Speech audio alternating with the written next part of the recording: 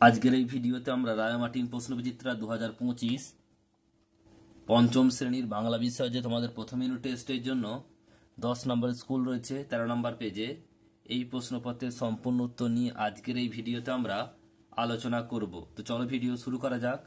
একের দাগে সঠিক উত্তরটি বেছে নিয়ে লেখো। একেরটা বরফ বলতে শুরু হলো নিচের পাহাড়ে, চিলেকোটা হলো ছাদের উপর সিঁড়ির ঘর, বুনো হাঁসেদের খাদ্য তালিকায় যেটি ছিল না মাংস, রূপকথার গল্প যেটি থাকে না উড়োজাহাজ। নেক্সট প্রশ্ন পরেরটা বলছে দেখো, একের দাগের 5 বাড়িতে পোষা হয় এমন একটি পাখির মধ্যে পড়ে না কোকিল। দরবার শব্দের অর্থ কি? সভা। দ্বারা একেরটা কি বলছে দেখো, বলছে দুটো বুনো হাঁস দলছুট হয়েছিল কেন? উত্তরটা দেখো লিখে নেবে।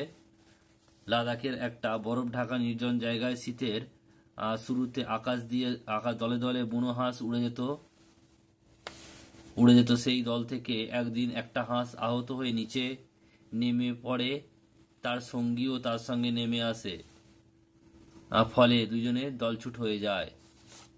নেক্সট প্রশ্ন পরেরটা বলছে দেখো, দুয়েরটা সেও এক ভীষণ যুদ্ধ, কোন যুদ্ধের কথা এখানে বলা হয়েছে? কি লিখবে? সাঁওতালদের সঙ্গে সাহেবদের যুদ্ধের কথা এখানে বলা হয়েছে। নেক্সট প্রশ্ন পরেরটা বলছে দেখো, 3 কি বলছে দেখে নাও।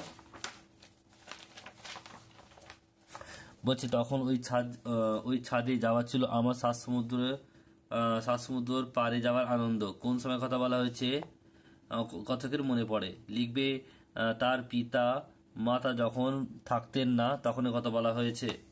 নেক্সট প্রশ্ন পরেরটা বলবো না কো রূপকথা, গল্প বুড়ো কাদের রূপকথা শোনাবে না?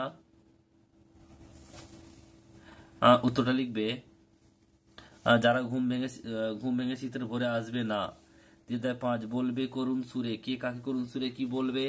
লিখবে হাবু করুণ সুরে দারোগা বাবুকে বলছিল জানলা দরজা খোলা রাখলে তার পোষা 150 পায়রা উড়ে চলে যাবে। নেক্সট প্রশ্ন পরেরটা বলছে বিমলার অভিমানের কারণ কি? উত্তরটা কি লিখবে দেখে নাও। লিখবে বিমলা সারাদিন কাজ করে অথচ বাড়িতে ক্ষীর খাওয়ার সময় দাদা ও ভাই ভাগে বেশি পায়, তাই এটাই ছিল বিমলার অভিমানের কারণ। নেক্সট প্রশ্ন গল্প বুড়ো ঝোলায় কোন কোন ধরনের গল্প রয়েছে? এটা স্কুল নাম্বার 7 3 দাগের একেরটা হচ্ছে সেম প্রশ্নটা দেখে নিও সেখান থেকে। নেক্সট রয়েছে পরের প্রশ্ন দেখো কি বলছে, সন্ধিবিচ্ছেদ করো। সদাশয় বৃষ্টি হচ্ছে খুন্তি বৃত্তি আর কাঁচকলা দেখে নাও। সযুক্ত আশয় সদাশয়, বীজযুক্ত তি, খুদযুক্ত নিবৃত্তি, কাঁচা যুক্ত কলা। নেক্সট রয়েছে পরেরটা 4 দাগের সংজ্ঞা লেখো ক্রিয়াপদ আর হচ্ছে সকর্মক্রিয়া দুটো রয়েছে। ক্রিয়াপদ কাকে বলে? যে সমস্ত শব্দ বা পদ দিয়ে আমরা হওয়া, থাকা, দেখা, শোনা ইত্যাদি কোনো কাজ হওয়া বোঝায়, তাকে ক্রিয়াপদ বলে। আর সর্বনাম পদ কাকে বলে? সকর্ম ক্রিয়া কাকে বলে? যে ক্রিয়া কর্ম আছে তাকে সকর্ম ক্রিয়া বলে। এরপরে সন্ধি বন্ধ করো, এটা প্রাগ ঐতিহাসিক হবে। আর পরেরটা হচ্ছে তরু ছায়া হবে।